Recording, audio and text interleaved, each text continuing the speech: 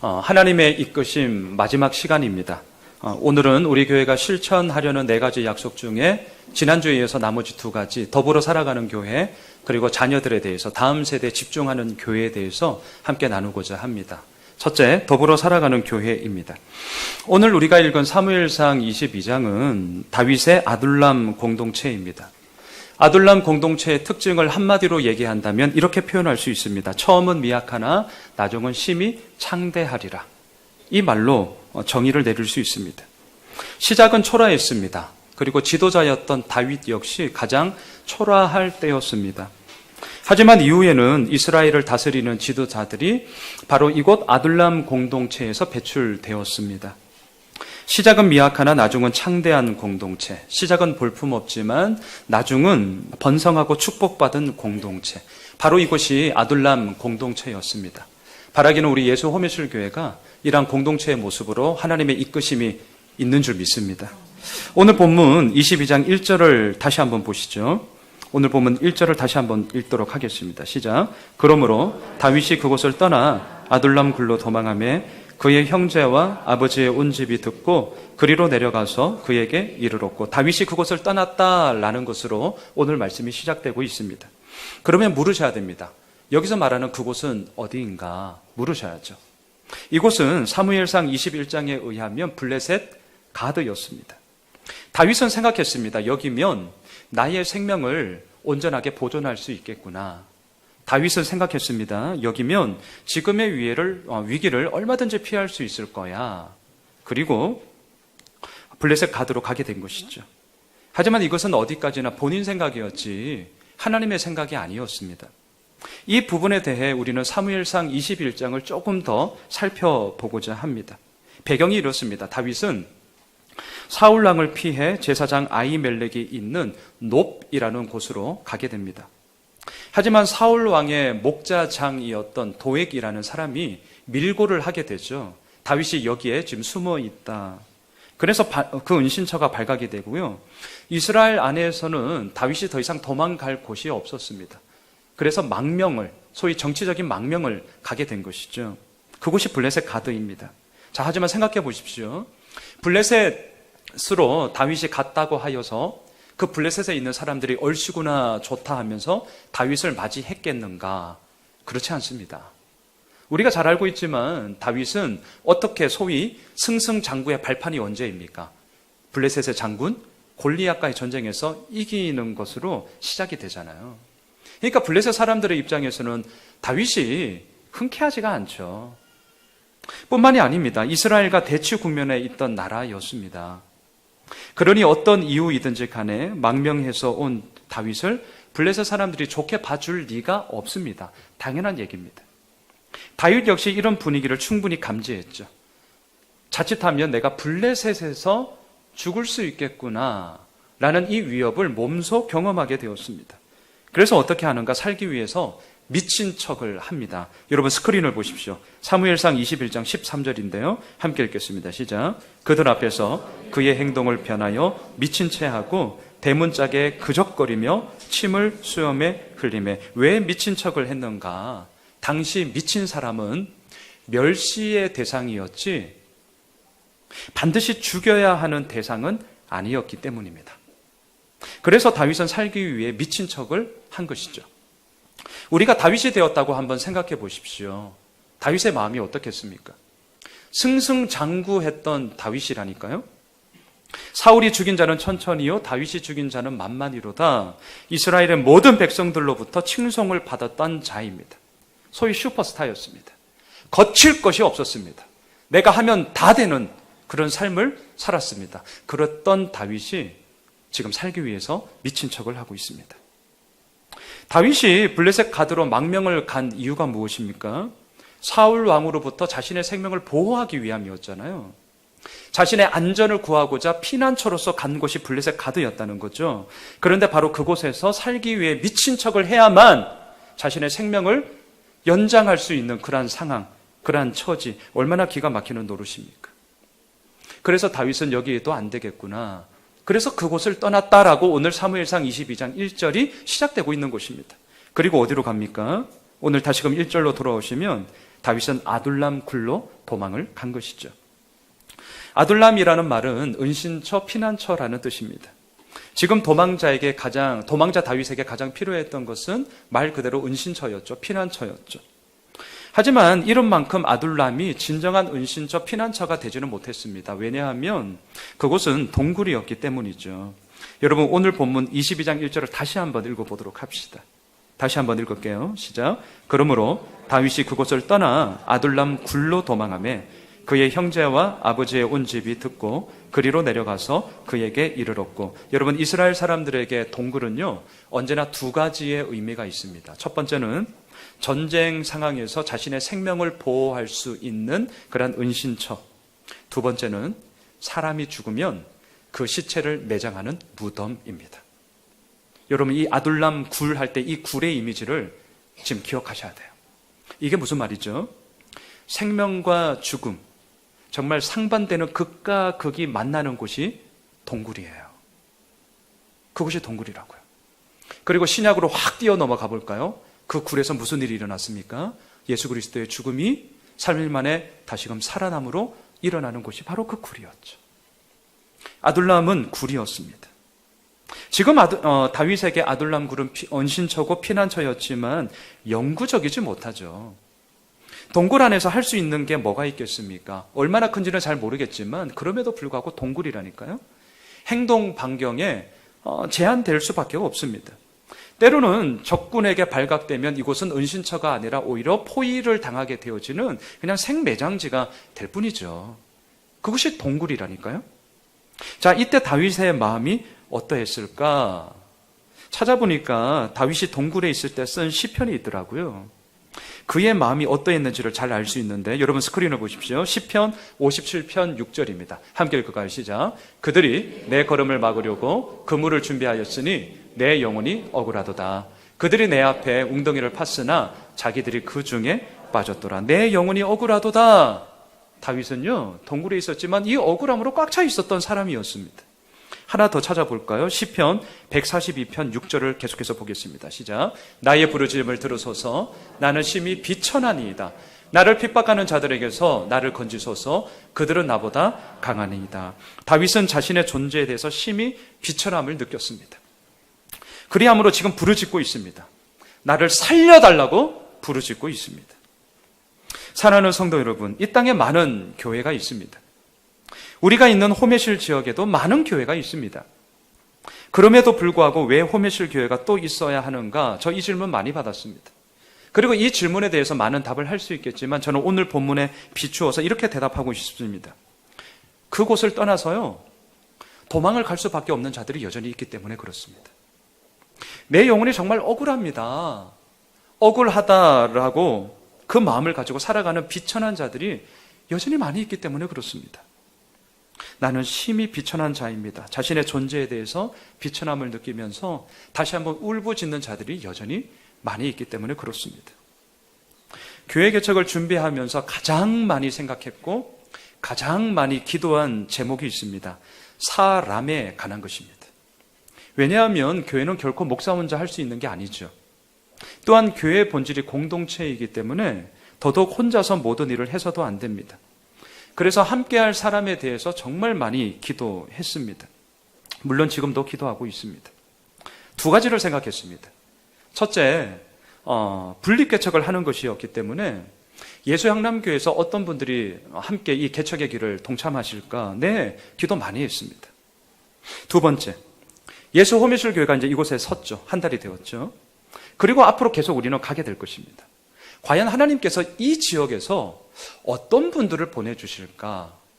왜 궁금하지 않고, 왜 기대가 되지 않고, 왜 그렇지 않겠습니까? 그게 늘 저의 마음에 이 두 가지였어요. 사람에 대해서. 이 두 가지가 늘 기도의 제목이었습니다. 제일 먼저 제 머릿속으로 그렸던 이상형이 있어요. 소위 이상형. 그게 뭔 줄 아세요? 내 마음에, 나와 마음이 맞는 사람이었으면 참 좋겠다. 가 가장 이상형이었어요. 여러분, 돈이 많으면 뭐합니까? 마음이 맞지 않으면 그 돈 아무 쓰잘데기 소용없습니다. 사람이 많으면 뭐합니까? 오히려 사람이 많아서 더 시끄럽습니다. 비전이 아무리 좋으면 뭐합니까? 마음이 맞지 않으면 그 비전은 허울 좋은 망상이 될 뿐입니다. 그동안 목회를 하면서 여전히 젊은 목사이지만 그래도 제가 일찍 목회를 시작했거든요. 목회를 하면서 이런 경험들을 비일비재하게 했습니다. 정말 많이 보았습니다. 그래서 기도했어요. 주님, 저와 좀 마음이 이렇게 맞는 사람이었으면 정말 좋겠습니다. 개척을 준비하면서 그 기도를 했거든요. 그런데 이 기도 제목을 놓고 개척을 준비하면서 올해 초에부터 계속 제 마음에 좀 부대꼈던 것이 있어요. 그것이 뭐냐면 새벽마다 기도하면 할수록 제 마음에 좀 이런 표현이 좀 거시기 하지만 좀 찝찝함이 계속 남았어요. 찝찝함이. 이게 뭘까? 고민이 되기 시작했죠. 기도를 하면 왠지 좀 이렇게 클리어하는 게 있잖아요. 좀 분명해지는 거 있잖아요. 이거야 라고 좀 딱 잡고 가는 거 있잖아요. 그런데 기도하면 할수록 주님 정말 제 마음과 좀 맞는 사람이 있었으면 좋겠습니다 라는 기도 제목을 갖고 기도하면 할수록 뭔가 석연찮은 거예요. 고민이 되었습니다. 이게 뭐지? 왜 그럴까? 그러면서 기도하면서 저는 가끔 그 자기 탐색이라고 아시죠? 기도가 아주 중요한 통로거든요. 도구, 툴이에요, 툴. 계속 들여다보았어요. 말씀을 보면서 뭐지? 내 마음에 진짜 왜 그러지? 나와 마음이 맞는 사람과 함께 하겠다는데 이게 왜 내 마음이 자꾸 찝찝하냐? 계속 들여다보았어요. 한 3일, 4일 지났습니다. 제 마음에 정말 깊숙한 곳에 하나를 보게 되었어요. 뭔 줄 아세요? 궁금하세요? 500원. 그게 뭐냐면 내 마음대로 하고 싶다였습니다. 내 마음대로 하고 싶다. 저는 표면적으로 기도하고 원했다니까요. 주님, 나와 마음이 맞는 사람과 함께 하나님의 나라를 위해서, 복음을 위해서, 교회를 위해서 저 헌신하고 싶습니다. 네, 맞는 말이죠. 근데 이 말의 이면에 숨겨진, 참 부끄럽네요. 정말 숨겨진 그 말은 내 마음대로 하고 싶다 였습니다. 내 마음대로 하고 싶다. 이것이 교회를 개척하는 이유에 있어서 인간적으로 양순원 목사에게 있어서 상당한 동력이 되었음을 제가 보았어요. 그리고 개척을 했죠. 오늘로 개척한 지 이제 한 달. 4주째 되는 예배입니다. 제 마음이 어떨 것 같아요? 더합니다. 더해요, 더해. 내가 이력서 놓고 면접 보고 청빙을 받은 것도 아니고 내가 개척을 했는데 더해요, 더해. 내 마음대로 하고 싶은 게 더해지더라고요. 희한하죠. 제가 이 부분 놓고 개척하기 전에 정말 실험했거든요. 제가 그걸 발견하고 저 정말 회개하면서 진짜 처절하게 기도했습니다. 근데 막상 한 달이 되었어요. 이제 인간이 그래요. 제 마음에 진짜 이게 계속 가실 줄 알았어요. 완전히 없어지지는 않더라도 조금씩 이렇게 색이 변할 줄 알았어요. 그러니까 좋은 방향으로. 아니에요. 더 하더라고요. 진짜 기도해 주세요. 여러분, 표면적으로 정말 내 마음과 맞는 사람과 목회하고 싶다. 표면적으로는 참 좋죠. 하지만 없어 보이잖아요. 좀 너무 적나라하잖아요. 그래서 뭐라고 얘기하죠? 소신껏 목회하고 싶다. 이렇게 얘기를 하죠. 물론 소신껏 목회해야 됩니다. 기도해 주세요. 사람 눈치 안 보고 하나님 눈치 보면 되는 거죠. 네, 소신껏 목회해야죠. 그런데 때로는요, 뭐가 소신이고 뭐가 내 마음대로 하는 거지? 저도 헷갈릴 때가 있어요. 잘 모르겠어요. 하지만 분명 이 둘은 다르잖아요. 다르다니까요. 소신껏 무엇을 한다는 거와 내 마음대로 하겠다는 건 정말 다른 얘기죠. 그래서 뭐가 필요합니까? 균형과 견제가 필요해요. 균형과 견제가. 저도 앞서 강조했지만 그래서 저희 교회는 운영위원회를 통해 물론 차후에는 또 우리도 임직자가 세워지고 물론 먼 훗날의 이야기겠지만 그러면 저희는 장로교회이기 때문에 물론 저는 저희 총회 헌법을 따라서 교회를 운영하게 될 것입니다. 하지만 균형과 견제는 반드시 필요합니다. 반드시 필요해요. 자, 다시 오늘 본문으로 와서 제가 지금 사람에 대한 얘기를 하고 있습니다. 다윗은 지금 아둘람 굴에 머물고 있습니다. 마음에 억울함이 있어요. 삶의 비천함을 느끼면서 내가 진짜 이렇게까지 살아야 되는 거야 라는 마음으로 꽉 차 있습니다. 바로 이때 하나님은 다윗에게 사람들을 보내주십니다. 오늘 1절 하반절을 보면 다윗의 형제와 아버지의 온 집이 아둘람 굴로 찾아옵니다. 우리는 알고 있죠. 영모와 관련해서, 쿠데타와 관련해서 한 사람의 범죄 때문에 온 가족이, 온 친지가 같이 몰살당한다는 것은 고대 풍습이었다는 것을 우리는 잘 알고 있습니다. 그렇기 때문에 다윗의 가족들은 사울 왕을 피해 지금 아둘람 굴로 오게 된 것이죠. 또한 오늘 본문 2절을 보세요. 자, 2절을 보십시오. 세 부류의 사람들 400여 명이 몰려오고 있습니다. 2절을 함께 읽겠습니다. 시작. 환난당한 자와 빚진 모든 자와 마음이 원통한 자가 다 그에게로 모였고 그는 그들의 우두머리가 되었는데 그와 함께한 자가 400명 가량이었더라. 첫째, 환난당한 자들이 왔습니다. 환난당하다 이 말은요, 외부로부터 가해지는 핍박에 의해 계속적으로 고통을 받고 있는 상태, 이 원어의 뜻을 갖고 있더라고요. 이들은 어떤 환난을 당했는지 우리는 모릅니다. 왜 이런 환난을 당했는지도 모릅니다. 하지만 그들은 사울의 무자비한 학정으로 인해서 또는 정치적으로 상당한 고통을 당하고 있었구나, 그런 사람이 있었다라는 것은 우리가 분명히 오늘 본문을 통해 알게 되는 것이죠. 두 번째, 빚진 자들이 왔습니다. 이 말을 원어로 직역하면 그에게 이자를 내는 사람이란 뜻입니다. 그에게 이자를 내는 사람. 그럼 여기서 말하는 그는 누구일까요? 사울 왕이 될 수도 있겠고요. 또는 그는 누구일까요? 이자를 받는 채권자로 볼 수도 있겠죠. 이들은 사울 왕의 부당한 세정 또는 채권자의 고리 대금으로 말미암아 푸시되어지는 그런 강압들, 그것으로 인해서 경제적으로 억눌리고 고통을 당하고 있던 사람들이었습니다. 세 번째, 마음이 원통한 자들이 왔습니다. 원통하다라는 말은 원어로 쓰다라는 뜻을 갖고 있습니다. 이 단어가 우리들의 마음의 이야기로 들어올 때 어떤 이야기냐면, 무엇을 잃어버린 상처로 인하여서 그 상실감이 너무나 클 때 이 용어를 씁니다. 쓰다라는 말을 씁니다. 또 반면에 곰이 있습니다. 어미곰이. 근데 어미곰이 갓 낳은 새끼를 잃어버렸어요. 그때 이 어미곰이 어떻게 했습니까? 당황스러움을 떠나 이제는 찾지 못할 때 그 분노, 그 격분함, 그럴 때 이 용어를 씁니다. 쓰다라는 용어를 씁니다. 자, 지금 마음의 원통함을 갖고 있는 자들의 상태를 지금 보십시오. 환난당한 자, 빚진 자, 마음이 원통한 자. 무려 400여 명의 사람들이 아무것도 없는, 다윗도 도망자로서 지금 숨어있는 바로 그곳에 몰려오게 된 거죠. 자신이 왕이 되기 위해서 사람들을 모집한 것 아니잖아요. 어느 누구의 강요 없이 스스로 자진해서 모인 것이죠. 그렇다면 무엇 때문에 다윗에게 몰려왔을까? 왜 다윗에게 몰려왔을까? 생각해 보았습니다. 저는 이렇게 묵상이 되어졌습니다. 그것은 다윗 역시 마음에 빚짐이 있었고 마음에 원통함이 있었고, 다윗 역시 고통을 받는 자로서 환난 당함의 그 삶의 자리에 여전히 같이 있었기 때문인 것이죠. 다시 말하면 사울 왕이 다스리고 있는 이스라엘 그 어디에도 환난 당한 자, 마음에 빚진 자, 원통한 자들이 기대어 쉴 곳이 없었습니다. 마음을 내놓고 얘기할 곳이 없었습니다. 그래서 찾아온 곳이 아둘람 굴이었다는 거죠. 사랑하는 성도 여러분, 오늘을 살아가고 있는 우리들의 모습은 어떻습니까? 별반 다를 게 없잖아요. 우리들에게도 여전히 환난 당함이 있습니다. 빚진 마음이 있고요, 원통함이 있더라고요. 바로 그때 기대어 쉴 곳이 참 있으면 좋겠다. 우리 모두의, 이 땅을 살아가는 모든 사람들의 마음이라고 저는 생각을 합니다. 아니면 다른 건 몰라도 그냥 내 마음에 있는 얘기 있잖아요. 이 얘기라도 수다를 떨어서라도 그냥 톡 까놓고 좀 속 시원하게 얘기 나누고 싶다. 좀 그런 곳이 있었으면 참 좋겠다. 이런 마음이 들 때가 참 많이 있습니다.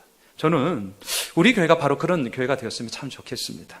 그리고 이 호메실 지역에 묻 많은 사람들을 향하여서 그러한 교회로서 자리매김해 나아가기를 원합니다.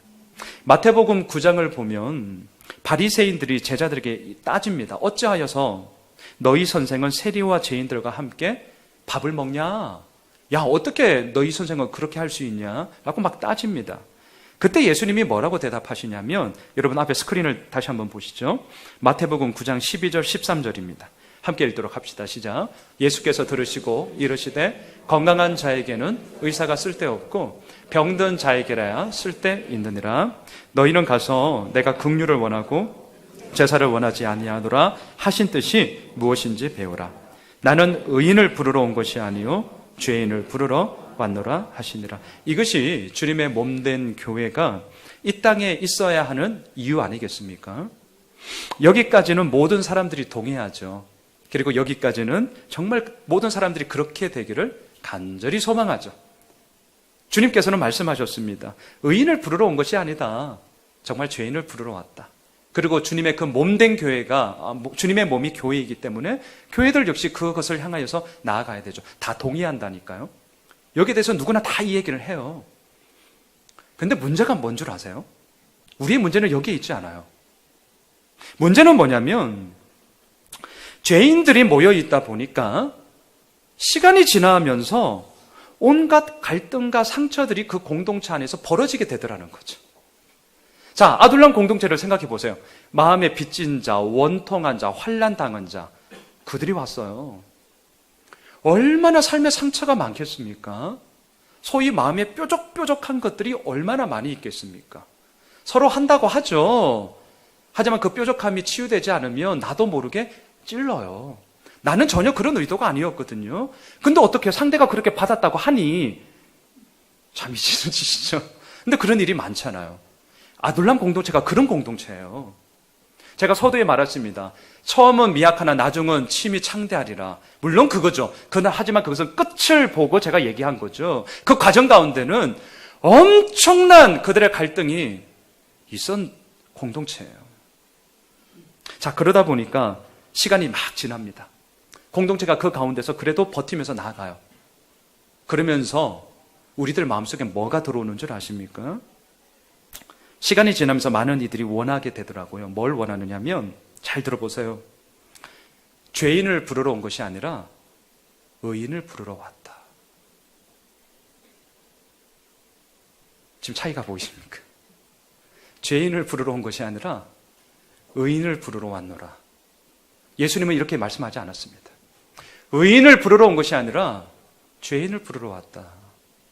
그런데 그 주님의 몸된 공동체인 교회가 시간이 지나면 지날수록 그 공동체 안에 자꾸 바뀌어지는 게 뭐냐면 죄인을 부르지 않아요. 누구 부르냐면 의인을 불러요. 이게 심각한 문제라는 것이죠. 왜요? 그 가정 가운데 힘들거든요. 어찌 내 마음과 다 맞습니까? 그건 하나님 나라 가서 이루어질 일이고 이 땅에서는 그렇지 않습니다. 이걸 인정하고 우리가 함께 가셔야 됩니다. 서로 맞춰가는 것이죠. 근데 이게 너무 힘드니까 아싸리 의인이 왔으면 좋겠다. 자꾸 이렇게 된다니까요. 우리들 마음에 다 이게 포함이 될 것입니다. 그래야 편하잖아요. 그래야 교회도 이렇게 공동체니까 운영이 되잖아요. 인간적으로 말하면. 그래야 어떤 일들이 수월하게 막 이루어지잖아요. 조금만 이렇게 얘기해도 다 알아들어서 막 이렇게 되잖아요.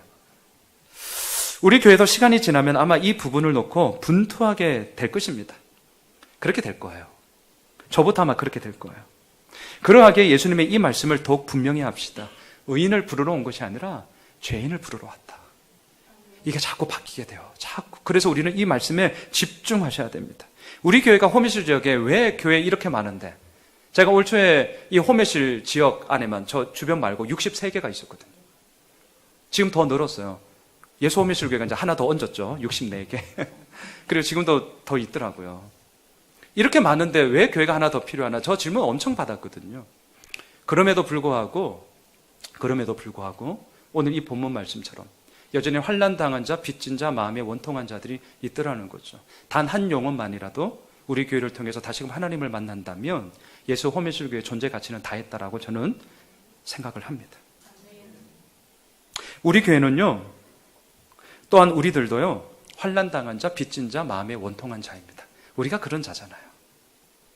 그렇기 때문에 우리의 상황이 좋아지든 그렇지 않든, 우리의 조건이 좋아지든 그렇지 않든, 상황과 조건에 흔들리는 것이 아니라 날마다 하나님 앞에 우리 모두가 함께 서는 거죠.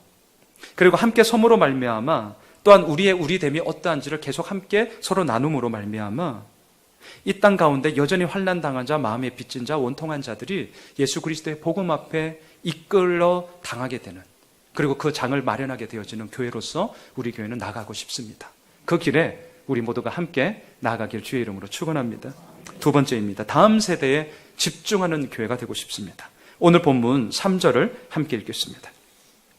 오늘 본문 3절입니다. 시작. 다윗이 거기서 모압 미스베로 가서 모압 왕에게 이르되 하나님이 나를 위하여 어떻게 하실지를 내가 알기까지 나의 부모가 나와서 당신들과 함께 있게 하기를 청하나이다 하고, 여기서 말하는 거기는 어디죠? 아둘람 굴입니다. 도망자 다윗에게 순식간에 400여 명의 사람들이 몰려왔죠. 임시 거처인 아둘람 굴에서 이 많은 사람들이 함께 하기에는 참 어려움이 있었을 것입니다. 더욱이 연로하신 부모님의 안전이 아들로서 이 다윗은 걱정이 되었던 것이죠. 그래서 다윗이 선택한 곳이 오늘 3절에 보니까 어디예요? 모압 미스베라는 곳입니다.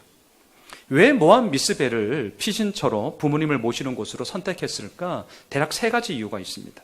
첫 번째는 혈연적 연관성 때문입니다.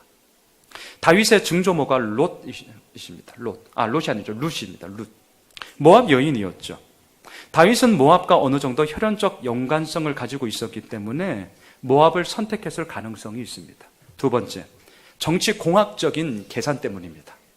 제가 정치공학이라는 조금 거시기 좀 있는 말을 썼어요. 여러분, 다윗은 결코 바보가 아닙니다. 그리고 다윗도 그 시대 상황 가운데 살아가고 있었던 사람이라는 것을 놓치지 마세요.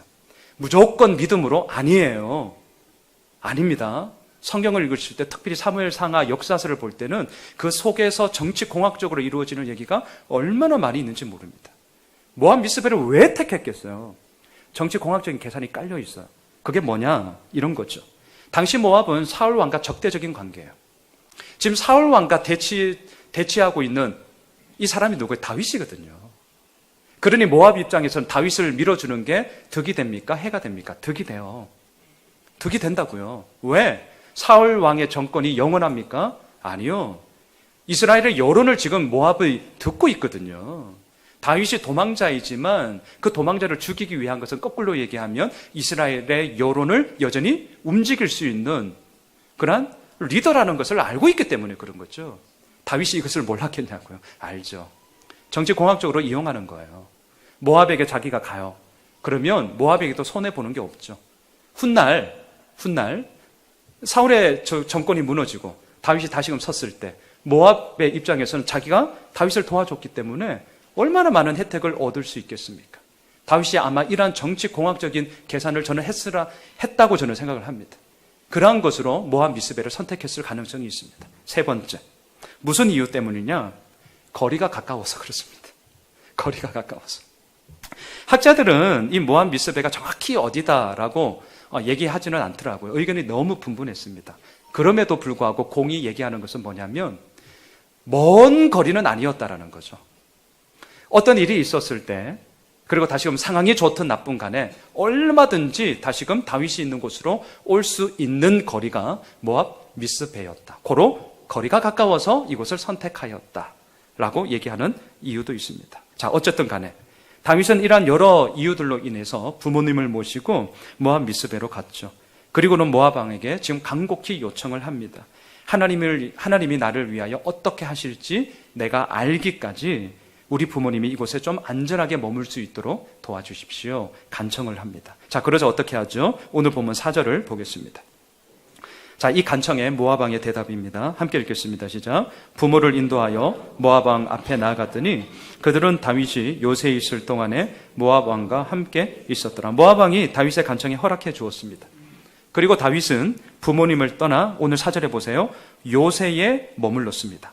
다윗이 머물렀던 요새가 아둘람 굴을 얘기하는지 아니면 모압 땅의 어느 한 곳을 얘기하는지는 정확히 모릅니다. 이건 우리가 몰라요.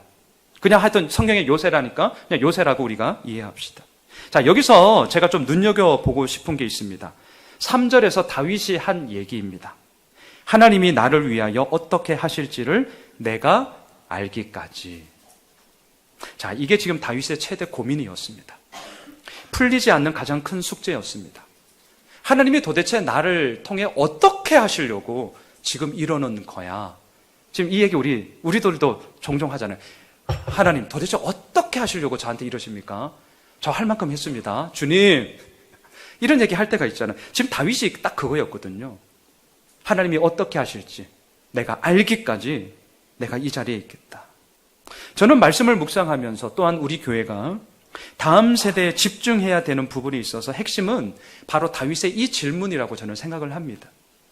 하나님이 나를 위하여 어떻게 하실지 내가 알고 싶다. 이 자리에 우리 부모님들이 계십니다. 그리고 우리 자녀들은 부모를 따라 교회를 지금 왔습니다. 하지만 나이가 들면서 머리가 커지면서 어떻습니까? 점점 자녀들이 떠나죠. 여러분 그거 아시죠? 지금 우리나라 상황에 대학 캠퍼스, 교회 다니는 소위 크리스찬 비율이 2%, 많으면 3%입니다. 우리나라 얘기예요. 지금 2017년도 얘기입니다. 이미 이렇게 된 게 수년 되었습니다. 아마 이곳에 대학 캠퍼스 생활을 하시면서 선교단체 하셨던 출신들이 계실 겁니다. 뭐 IBF, CCC, 내비게이터 등등. 진짜 힘들어지고 있습니다. 왜? 신입생이 없어요. 여러분 심각합니다. 머리가 커면 자녀들이 떠나요. 왜 그럴까? 물론 어린애들은 얘기하죠. 재미없어. 뭐 아이들의 표현이죠. 우리가 알죠. 재미없어. 심심해. 근데 그 이면에 깔려있는 게 진짜 뭘까?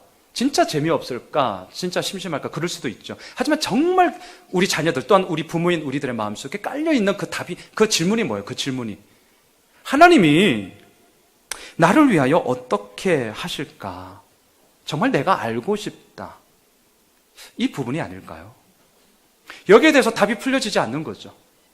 교회학교 출신들이 초등학교에서 중학교, 고등학교, 대학교 점점 피라미드 모형이 되잖아요. 다 떠나보거든요.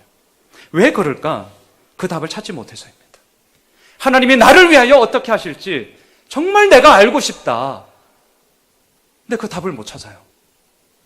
그러니 교회에 있을 이유가 없죠. 머리는 커졌죠. 뭔가 사리 판단이 되죠. 자유함을 외치면서 드디어 해방이다. 대학교가 되면, 대학생이 되면 다 떠나게 되는 것이죠. 우리 교회는 다음 세대를 위해서 할 수 있는 한 최선을 다하려고 합니다. 여기에는 무엇보다 아이들을 케어하는 교사들이 필요할 것입니다. 너무나도 감사한 것은 오늘 간지에도 보시면 교사로 자원해 주신 분들이 참 많습니다. 너무 고맙습니다. 정말 감사합니다. 아울러 재정적인 지원도 있어야 할 것입니다. 또한 교육 환경도 중요합니다. 지금 계속해서 제가 기도하는 게 있습니다. 우리 예배당 옆 공실을 저는 얻고 싶습니다. 그래서 우리 아이들에게 마음껏 뛰어놀고 놀이터 만들어주고 싶습니다. 어른들을 위한 예배 공간 확장 아닙니다. 우리는 불편하더라도 자녀들을 향해서만큼은 할 수 있는 한 최선의 모습으로 그 공간을 저는 마련해 주고 싶습니다. 그것을 다음 주에 좀 우리 운영위원들과 함께 나누고자 하는 것이죠. 다음 주부터 우리 자녀들의 예배가 시작됩니다. 유아 유치부인 예사랑부, 또한 유년 초등부인 예단부가 저는 참 기대가 됩니다. 그리고 우리 자녀들이 정말 하나님을 예배함으로 기뻤으면 좋겠어요. 즐거웠으면 좋겠어요. 우리가 예배 드릴 때 다음 주부터 시끄러울 거예요. 저기에도 이제 앰프를 쓰거든요. 뭐라고 하지 마십시다. 그냥 저는요, 더 그냥 애들이 까르르 웃는 소리 나는 났으면 좋겠어요. 우리가 불편합시다. 하지만 정말 우리 자녀들만큼은 교회 왔더니 진짜 우리 아이들 표현이 있잖아요. 재밌다. 네, 재밌어야죠. 즐겁다. 네, 즐거워야죠. 그리고 하나님을 예배함이 이렇게 기쁜 거냐? 와, 그럼 된 거 아니에요. 하나님을 예배함이 기쁘다. 그것만큼 소중한 답이 어디에 있겠습니까? 저희 교회 학교가 그렇게 될 줄 믿습니다. 그리고 정말 우리도 함께 계속해서 기도합시다. 다윗 역시 이 질문에 대한 답을 찾고 있었습니다. 다윗은 요새에 있었습니다. 뭘 했겠습니까? 와, 이제 좀 한시름 났다. 그러고 있었겠습니까? 아니요. 고민했을 것입니다. 하나님이 나를 위하여 어떻게 하실지 정말 알기까지 내가 이 답을 찾고 싶다. 주변에 있는 사람들과 논의하고 또 논의했을 것입니다. 고민하고 또 고민했을 것입니다. 기도하고 또 기도했을 것입니다. 자, 그러던 가운데 선지자 갓이 찾아옵니다. 오늘 본문 5절을 보십시오. 이 선지자 갓의 말 한마디에 다윗은 하나님의 뜻을 발견하더라고요. 자, 오늘 본문 5절입니다. 함께 읽습니다. 시작. 선지자 갓이 다윗에게 이르되 너는 이 요새에 있지 말고 떠나 유다 땅으로 들어가라. 다윗이 떠나 헤레스풀에 이르니라. 갓 선지자가 한 말이 뭐예요? 어려운 말이 아니에요. 너는 이 요새에 있지 말고 떠나 유다 땅으로 들어가라. 그냥 빨랑 요 얘기했어요. 자, 유다 땅은 어떤 곳입니까? 자기가 죽을까봐 도망 나온 땅이에요. 유다 땅은 어떤 곳입니까? 사울 왕이 지금도 다윗을 죽이고자 눈이 뻘게 가지고 찾고 있는 땅입니다. 우리들 같으면 그 땅 가시겠습니까? 아유, 저 같으면 안 가죠. 미쳤습니까? 그곳을 왜 갑니까? 근데 다윗은 갓 선지자 이 말 한마디 때문에 갔다는 거예요. 이게 이제 저렇게 말씀을 준비하면서 고민이었어요. 도대체 이 말이 뭐지? 여기 뭐가 있길래 이 말 때문에 다윗이 간 거지? 이 말을 통하여서 먼저 답을 말씀을 드린다면 다윗이 자신의 정체성을 분명하게 확인했기 때문에요. 자, 이 얘기가 무슨 얘기냐면 5절을 보면 우리말 성경에는 빠져 있습니다. 근데 원어 성경을 보니까 한 단어가 있더라고요. 그걸 우리말 성경에서는 뺐어요. 그게 무슨 말이냐면 너를 위하여라는 단어였어요. 너를 위하여. 자, 그러면 제가 한번 읽어볼게요. 너는 이 요새에 있지 말고 떠나 너를 위하여 유다 땅으로 들어가라. 자, 지금 다윗이 고민하는 게 뭐였습니까? 3절에서 하나님이 나를 위하여 어떻게 하실지 정말 나 알고 싶습니다. 주님 좀 말씀 좀 해주세요. 이게 다윗의 고민이었잖아요. 이거 정말 찾고 싶었죠. 이 질문에 대해서 지금 하나님은 갓 선지자를 통해서 말씀하십니다. 너를 위하여 유다 땅으로 들어가라. 이 말은 다시 말하면 네가 있어야 할 곳은 유다 땅이다. 내가 너를 위하여 바로 그곳에서부터 하나님이 내가 하는 일을 네가 보게 될 거야 라는 이 말이더라고요. 이 말이 갓 선지자를 통해서 들려왔고 다윗의 이 마음에 확신으로 들어오게 된 것이죠. 자, 이때 다윗의 마음이 어떠했는가? 여러분 앞에 스크린을 보세요. 시편 57편 1, 2절을 같이 한번 읽어보도록 하겠습니다. 네, 함께 읽도록 합시다. 시작. 날개 그늘 아래에 이 재앙들이 지나기까지 피하리이다. 내가 지존하신 하나님께 부르짖으며 곧 나를 위하여 모든 것을 이루시는 하나님께로다. 다윗은 질문했잖아요. 하나님이 나를 위하여 어떻게 하실지 정말 나는 알고 싶다. 그때에 갓 선지자를 통해서 이 대답이 들어오는 것이죠. 아, 하나님이 나를 위하여 모든 것을 이루시는 하나님이시구나. 붙잡게 되죠. 그리고 마지막 하나만 더 볼까요? 시편 57편 7절입니다. 스크린을 보시죠. 그리고 이렇게 고백합니다. 함께 읽습니다. 시작. 하나님이여, 내 마음이 확정되었고 내 마음이 확정되었사오니 내가 노래하고 내가 찬송하리이다. 말씀을 정리하겠습니다. 더불어 살아가는 교회가 되고 싶습니다.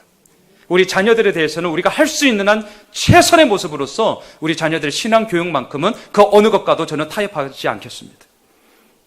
우리가 처해 있는 환경과 상황을 바라보는 것이 아닙니다.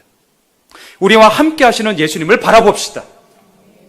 나와 함께함으로 모든 것을 이루시는 그 하나님이 갓 선지자의 말을 통해 다윗의 마음에 들어왔습니다. 그러자 다윗은 고백하고 있습니다. 나를 위하여 모든 것을 이루시는 하나님께로다. 하나님이여, 내 마음이 확정되었고 내 마음이 확정되었사오니 내가 노래하고 내가 찬송하리이다. 바라기는 이러한 믿음의 노래가 우리 예수 호미실 교회를 통하여서 계속해서 흘려가게 되어지는 그런 주님의 몸된 은혜가 있길 주님의 이름으로 축원합니다.